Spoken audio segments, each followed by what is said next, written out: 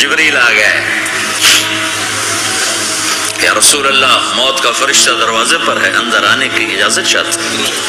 ہاں، جہاں موت پوچھ کے جائے کس ہستی کو بھلایا ہے، چند پاؤنڈ کے پیچھے جہاں موت پوچھ کے جائے، آپ نے کہا آ جائے، وہ اندر آئے، السلام علیکم یا رسول اللہ، سلام پیش کرتا ہوں، میں نے آج تک کسی کو سلام نہیں کیا، آپ پہلی ہستی ہیں جنہیں سلام کر رہا ہوں، میں نے آج تک نہیں کسی کو سلام کیا، یا رسول اللہ آپ پہلی ہستی ہیں، اللہ نے کہا پوچھ کے اندر جانا، بن پوچھے نہ جانا، یا رسول اللہ اور مجھے حکم ہے کہ آپ سے پوچھوں، آپ جانا چاہیں تو میں لے جاؤں اور رہنا چاہوں تو میں چھوڑ کے واپس چلا جاؤں۔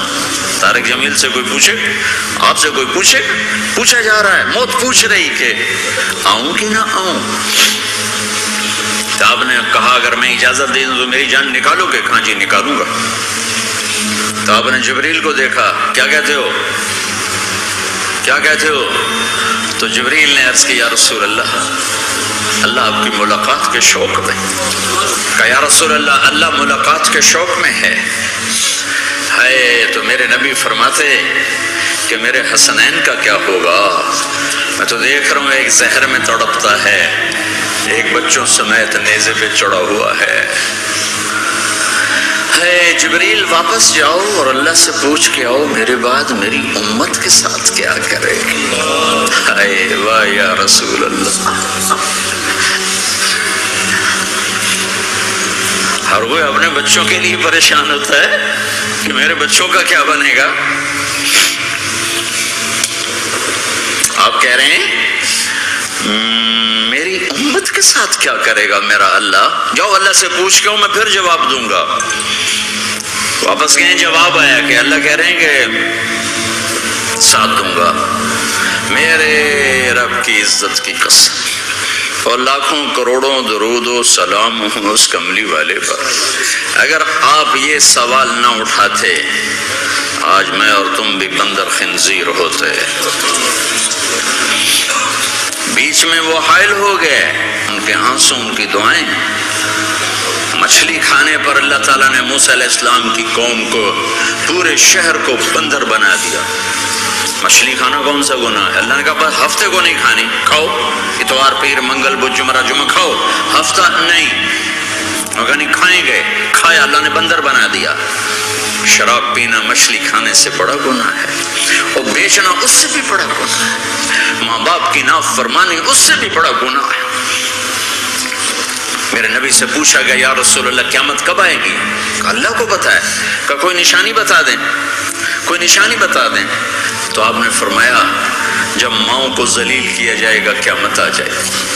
اللہ تعالیٰ نے کسی کو بندر بنایا، کسی کو خنزیر بنایا، کسی کو زمین میں دسایا، کسی کو پانیوں میں بہایا، کسی کو ہواؤں سے اڑایا، کسی پر آگ کو برسایا، کسی پر بجلیوں کی چمک کو سے ان کو راکھ کیا۔ کب میرے رب نے کیا کچھ نہیں کیا؟ وَكَمْ أَهْلَكْنَا مِنَ الْقُرُونِ مِنْ بَعْدِ نُوحٍ وَكَفَى بِرَبِّكَ بِذُنُوبِ عِبَادِهِ خَبِيرًا بَصِيرًا۔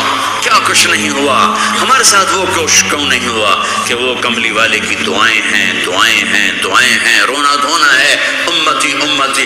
اچھا چلو یہ تو دنیا ہو گئی، آپ نے یاد رکھا میدان معاشر میں میرے نبی نے فرمایا جب جہنم کو لایا جائے گا اور ایک چیخ مارے گی، کوئی کسی کو یاد نہیں کرے گا، سب بھول جائیں گے۔ ہر ایک کی زبان کے آپ نے مشہور لفظ سنا ہوگا نفسی نفسی۔ جب جہنم آئے گی تو ایک چیخ مارے گی، اور کئی بلین فرشتے اس کو پکڑ کے لا رہے ہوں گے،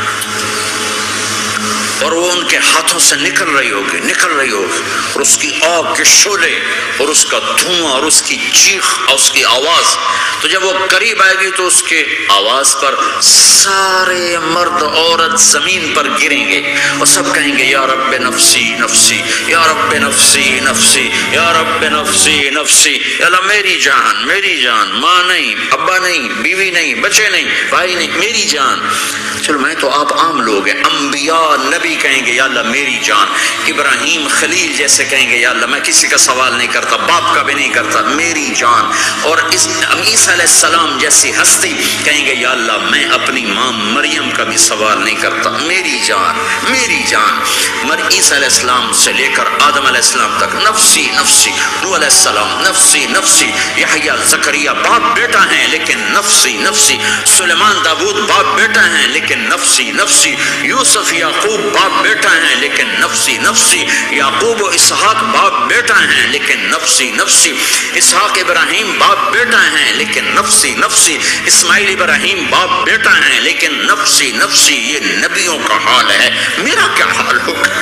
لیکن اسی ہنگامے میں جب ہر مرد عورت کہے گا نفسی نفسی، ایک آواز ابھرے گی امتی امتی، ایک آواز آئے گی امتی امتی، ایک دکھ بھری ایک درد بھری آواز آئے گی امتی امتی۔ سننے والے حیران ہوں گے یہ کون ہے، یہ کون ہے جو اپنے آپ کو نہیں مانگ رہا، اپنی امت کو مانگ رہا ہے، یہ کون ہے؟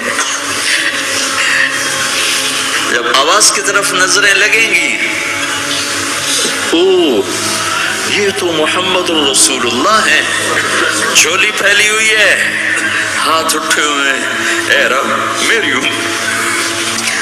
کون سی امت ساری زندگی شراب بیچتے رہے، کون سی امت ساری زندگی ڈرگز بیچتے رہے، کون سی امت ساری زندگی زنا کرتے رہے، کون سی امت ساری زندگی ظلم و ستم کے پہاڑ توڑتے رہے، ساری زندگی جوا کھیلتے رہے۔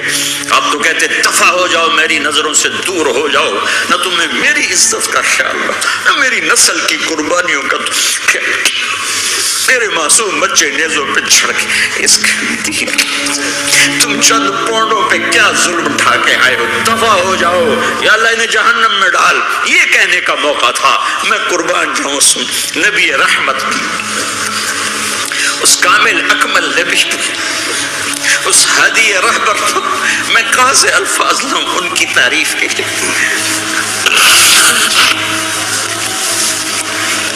دو ہستیوں کا حق نہیں ادا کیا جا سکتا، ایک اللہ ایک اللہ کا رسول، ہر ایک کا حق ادا ہو سکتا ہے، اللہ اور اس کے رسول کا حق نہیں ادا ہو سکتا۔ وہ کہتے چل ان کو آگ میں ڈال دے، انہوں نے نہ مجھے دیکھا، نہ میرا گھر دیکھا، نہ میرے پیٹ پہ پتھر دیکھے، نہ میرا راتوں کو تڑپنا دیکھا، نہ میرا مچلنا رونا دیکھا، نہ احد میں ٹوٹے دانت دیکھے، نہ طائف میں بکھرا خون دیکھا، نہ کربلا میں اولاد کے سر نیزوں پہ چڑھے دیکھے۔ دفعہ دور کر دے میری آنکھوں سے، میں قربان جاؤں اس نبی رحمت پر۔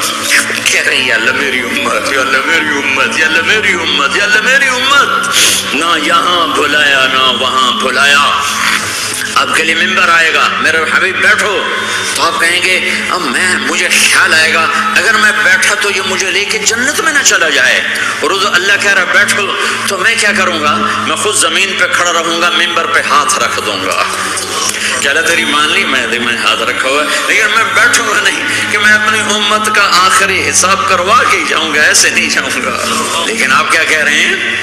یا رب امتی امت، یا رب امتی امت، یا اللہ میری امت، یا اللہ میری امت، یا اللہ میری امت۔ اور ایسی شفقت و محبت آپ کہیں گے یا اللہ یہ میری امت کا حساب میرے حوالے کر، میں لوں گا، تو نہ لے، میں لوں گا۔ تو اللہ تعالیٰ فرمائیں گے آپ کیوں لینا چاہتے ہیں؟ کہیں گے میں اس لیے لینا چاہتا ہوں کہ ان کے جتنے عیب ثواب ہیں نا وہ کسی کو پتہ نہ چلے، وہ میرے سامنے ہی آ جائیں تو ان کو شرمندہ نہ ہونا پڑے، تو میں قربان جاؤں۔ پھر وہ رب محمد ہے، اس نے اپنے حبیب کی لاج رکھنی ہے، وہ کہیں گے میرے محبوب اگر آپ ان کا حساب لیں گے اور آپ ان کے گناہ دیکھیں گے تو پھر ان کو آپ سے تو بڑی شرم آئے گی، نہیں میں آپ کو بھی نہیں دیتا، میں ان کا حساب پردے کے پیچھے لوں گا، کسی کو پتہ نہیں چلنے دوں گا۔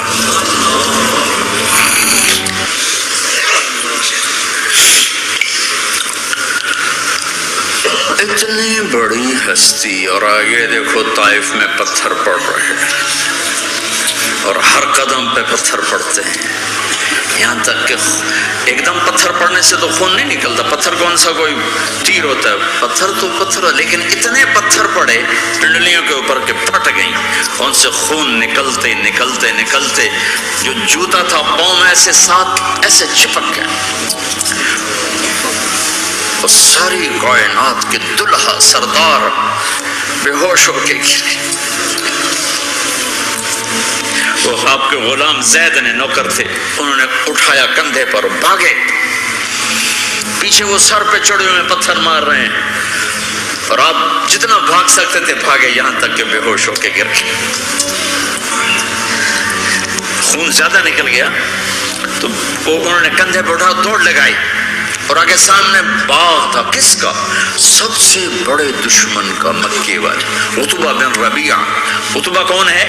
یہ جنگ بدر میں جس کے ہاتھ میں جھنڈا تھا، اور جنگ بدر میں قریش مکہ کے لشکر کا جو چیف تھا وہ اس کا باغ، لیکن زید کو کوئی پناہ نظر نہیں، وہ باغ میں گھس گئے اور اللہ کے نبی کو ایک انگور کی بیل کے نیچے لٹایا۔ تو جان کا دشمن عتبہ، لیکن جب اللہ کے نبی کو خون و خون دیکھا تو اس کا دل بھی پگھل کے رہ گیا، کہنے لگا ہائے ہائے، طائف والوں نے محمد کے ساتھ کیا کرا، جس پر دشمن کو رحم آیا ہمیں اس پہ رحم نہیں آیا، ہم نے اس کے آنسوں کی کوئی قیمت نہیں لگائی۔ وہ اتنا ایموشنل ہوا کہ جلدی سے گیا اور پلیٹ میں انگور توڑ کے سجائے، جب جانے لگا تو پھر شرم اور وہ ایک حجاب درمیان میں آڑے آ گیا، تو اپنے غلام کو بلایا، عداس کا، عداس یہ لے جا وہ جو آدمی زخمی پڑ اسے جا کر کہنا کہ تمہیں رشتے داری کی قسم میرے انگور رد نہ کرنا، کھا لے۔ حالانکہ موقع تھا کہ قتل کرتا، ہر وقت قتل کرنے کے منصوبے بنا رہے، ابھی موقع تھا کہ قتل کرتا۔ ایسا حال تھا کہ قاتلوں کے بھی آنکھوں میں آنسو آ نہیں آئے تو تمہاری آنکھوں میں نہیں آئے۔ چند پونڈوں پہ اپنے نبی کو بیچ دیا۔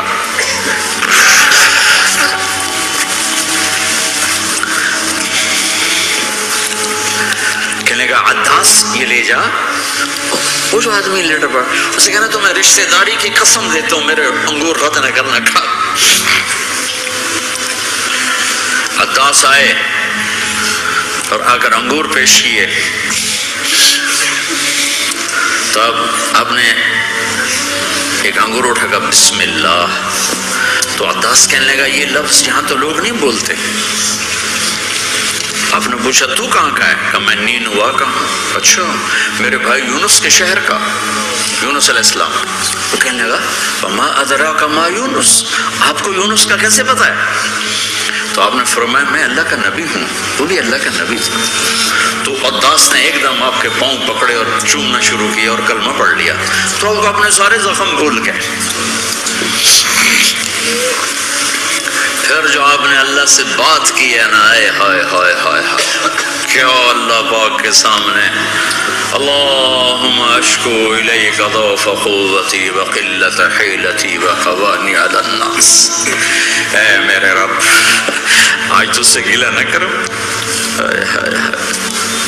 آج تو سے گلہ نہ کرو، تو نے مجھے کن کے حوالے کر دی، تو نے مجھے کن کے حوالے کر دی، الى عدو ملکتہ امری او بعید یتجحم، ایسے دشمنوں کے حوالے تو نے کیا جنہوں نے میرا یہ حال کر دیا، تجھ سے کون سا چھپا ہوا ہے۔ ساتوں آسمان لرز گئے، عرش کانپ اٹھا، اور جبریل فرشتے کو لے کر ایک سیکنڈ کے کروڑویں حصے میں حاضر، یا رسول اللہ حکم فرمائیں، اطبق علیہ۔ حضرت عائشہ نے پوچھا یا رسول اللہ آپ کو سب سے زیادہ تکلیف کہاں پہنچی؟ کب؟ طائف میں۔ طائف 23 برس میں سب سے زیادہ تکلیف کہاں پہنچی؟ فرمایا طائف میں۔ جنہوں نے اتنی زیادہ تکلیف پہنچائی تھی ان سے بدلہ لینے کا وقت آ گیا ہے، اور فرشتہ حاضر ہے، اللہ کی منشا شامل ہے، کر دوں؟ کہ نہیں، یہ نہ سہی ان کی نسل میں شاید کوئی ایمان لے آئے. لعل اللہ ان یخرج من اس دعا پر آسمان کے فرشتے روئے. ساتھ آسمان کے فرشتوں میں ہلچل مچ گئی. اگر یہ ویڈیو آپ کو پسند آئی ہے تو برائے مہربانی میری ویڈیو کو لائک کریں، اور اگر آپ چینل پہ نئے ہیں تو برائے مہربانی میرے چینل کو سبسکرائب کر لیں اور ساتھ ہی گھنٹی کے نشان کو کلک کر دیں تاکہ جب بھی میں کوئی نئی ویڈیو اپلوڈ کروں تو اس کا نوٹیفیکیشن سب سے پہلے آپ کو ملے. ویڈیو کو لائک اور چینل کو سبسکرائب کرنے کے کوئی پیسے نہیں ہوتے. برائے مہربانی ویڈیو کو لائک ضرور کیا کریں اور چینل کو سبسکرائب بھی کیا کریں. شکریہ.